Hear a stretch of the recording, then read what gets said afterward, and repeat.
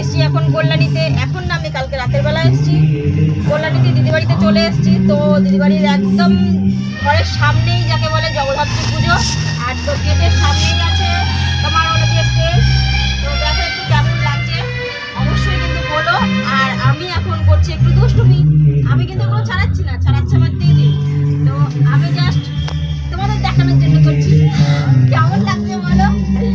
তো তোমরা কি কেউ ছাড়িয়েছো এরকম আমার মতো? এটা কি বলো তো, নারকেলের নারকেলের পাতা, নারকেলের পাতা। তো নারকেল গাছের পাতা, এই যে কাঠি বের করছি আমি, এটা দিয়ে হবে ছাটা।